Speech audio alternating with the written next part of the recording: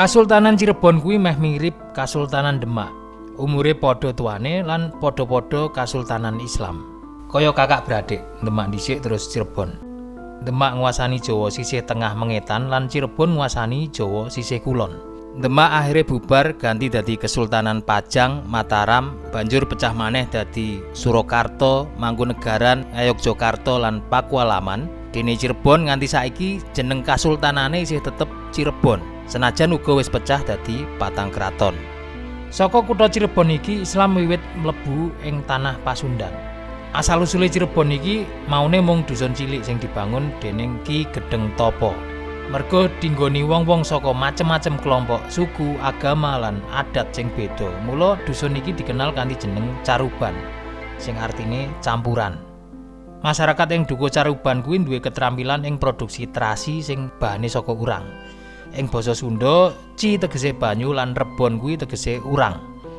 Sakwise Ki Gedheng Tapa seda, Cirebon dipimpin dening Ki Gedheng Alang-alang. Cirebon nalika semono lagi tuwuh dadi pelabuhan perdagangan sing rame. Tekane Islam ing Cirebon digawa saka para pedagang sing asale saka Cina lan uga Arab. Dadi ora mung Arab tok ning uga akeh saka Cina. Nalika semono Cirebon durung dadi kesultanan lan isih ana sak ngisore Kerajaan Pajajaran. Sakwise Ki Gedhe Alang-alang, Cirebon banjur dipimpin dening Pangeran Cakrabuana utawa Pangeran Walangsungsang, putra mbarepe Raja Pajajaran. Pangeran Cakrabuana mesine dadi putra mahkota Kerajaan Pajajaran, nanging amarga dheweke milih dadi muslim melu agama ibune, jabatan putra mahkota kasebut diserahake karo adine lanang. Nalika Cirebon dipimpin dening Pangeran Cakrabuana, ana wong telu sing asale saka Irak budal menyang Cirebon. Wong telu kasebut yaiku Syarif Abdurrahman, Syarif Abdurrahim lan Syarifah Baghdad. Wong telu kuwi putra lan putrine Sultan Baghdad. Lan wong telu kuwi uga sing ngrewangi Pangeran Cakrabuana mengko nyarno agama Islam ing tanah Cirebon. Syarifah Baghdad banjur nikah karo Syarif Hidayatullah. Syarif Hidayatullah kuwi mengko sing bakal dikenal aran Sunan Gunung Jati.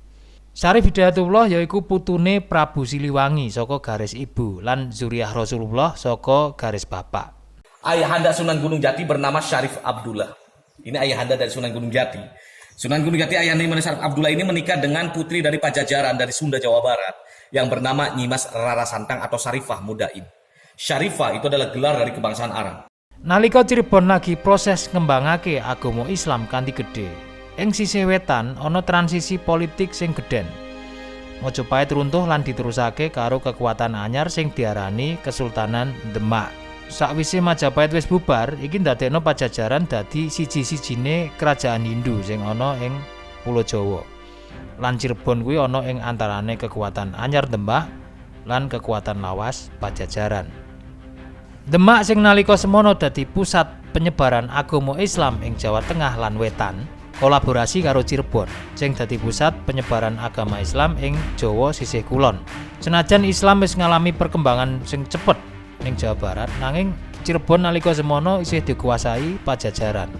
Ing taun 1479, Pangeran Cakrabuana masrahake kepemimpinan Cirebon marang Syarif Hidayatullah sing ora liya isih ponakane dhewe.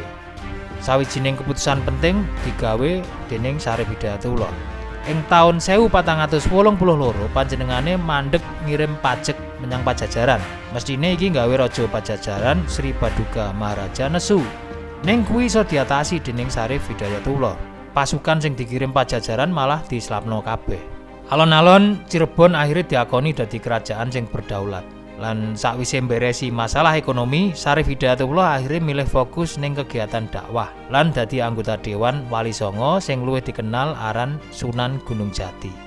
Salah siji putrane Sunan Gunung Jati sing aran Pangeran Muhammad Arifin didhawuhi kanggo nerusake tahta Kesultanan Cirebon. Sakliyane kuwi Sunan Gunung Jati uga duwe putra liyane sing asmane Sultan Hasanuddin, sing akhirnya uga didadekno Sultan Banten. Dadi Banten karo Cirebon kuwi isih dulur cer.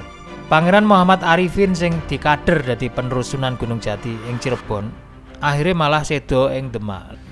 Pangeran Muhammad Arifin sing nembe ana ing Demak nalika kuwi melu dadi korban konflik suksesi Demak.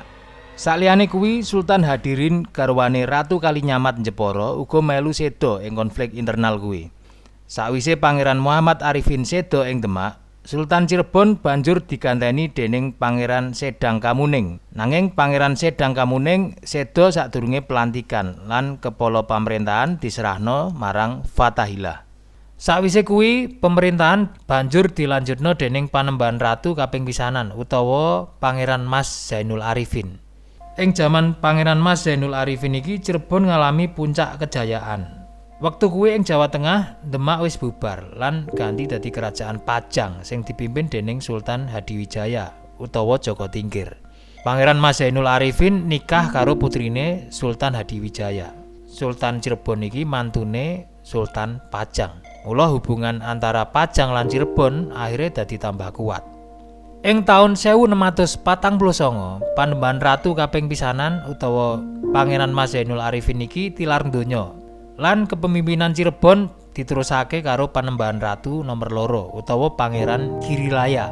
Sing ora liya yaiku putune Panembahan Ratu kaping pisanan. Merga bapake sing aran Pangeran Sedang Gayam wis seda sadurunge dinobatno. Meh padha karo Pangeran Mas Zainul Arifin, Pangeran Girilaya uga oleh anake petinggi Kasultanan ing Jawa Tengah. Wektu kuwi Pajang wis bubar lan ganti dadi Kesultanan Mataram. Kasultanan Mataram sing maune berjuang lawan VOC ing jaman Sultan Agung Hanyokrokusumo dadi beralih haluan ing jaman Sultan Amangkurat I. Sultan Amangkurat I milih kerjasama dadi bolone VOC.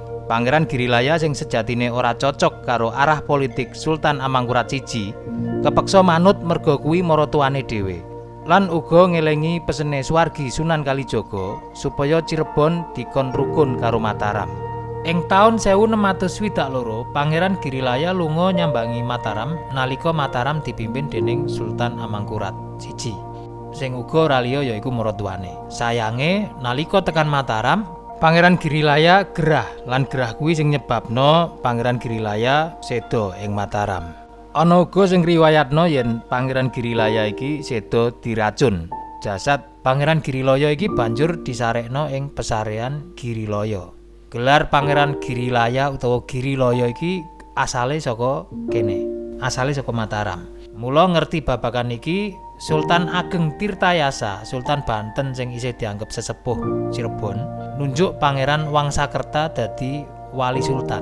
Lan sakwise 15 taun ngenteni, ing taun 1677, timbang marai geger, telung putrane Pangeran Girilaya dilantik dadi sultan kabeh. Cirebon pecah dadi telu. Pangeran Martawijaya diresmekake dadi Sultan Kraton Kasepuhan, banjur Pangeran Kartawijaya diresmekake dadi Sultan Kraton Kanoman, lan Pangeran Wangsakerta dilantik dadi Sultan Kraton Kaprabonan, aran Panembahan Tohpati. Para sultan sepuh lan sultan anom duwe kekuatan kebak kanthi wujud wilayah lan masyarakat uga kraton. Dene Panembahan Tohpati ora duwe wilayah lan kraton. Mung dadi keprabon utawa papan pendidikan kanggo pejabat istana. Naskah-naskah kuno ing museum iki sing rawat yaiku Panembahan Tohpati iki.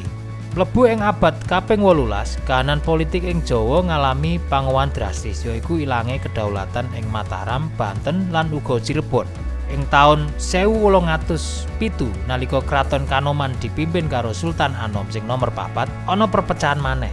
Pangeran Raja Kanoman putrane Sultan Anom sing nomor 4 banjur misah lan gawe kraton dhewe kanthi jeneng Kesultanan Kacirebonan.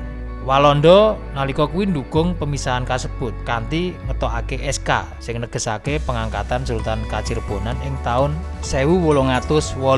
Nanging para penerus Sultan Kacirebonan mung iso nggunakake gelar pangeran lan ora berhak nggunakake gelar sultan. Cirebon banjur dadi vasal Walanda. Lan sakwise merdika nganti saiki Cirebon iki isih dadi pusat kabudayan. Merga kitab-kitab kuno sing ana ning kono sing katulis ning huruf Jawa lan Arab Pegon kuwi isih dirawat kanthi apik ing kraton lan uga ing pesantren-pesantren. Salah sijine yaiku ing pesantren Buntet sing didekno dening Ki Mukoyim, sawijining kodi saka Kesultanan Kanoman. Saka rangkuman sejarah Cirebon, Banten, Demak, Pajang lan Mataram iki, awake dhewe iso ngerteni yen cerah kuwi iso dadi bubrah lan rukun agawe santosa. Nafsu kanggo kuwasa kuwi wis bola-bali terbukti dadi sebab pecahe kerajaan-kerajaan jaman dhisik. lan yen nafsu kuwi diwaca karo wong liya sing pengen nguasani Indonesia. Mula iki iso dadi titik kelemahan paling vital. Dadi aja nganti kedadian-kedadian ala ing jaman dhisik dibaleni maneh ing jaman saiki. Saka sejarah iki awake dhewe uga duwe gambaran kanggo medhar crita Saridin ing Cirebon sing insyaallah tayang sakwise video iki. Matur nuwun wis gelem mirsani. Assalamualaikum.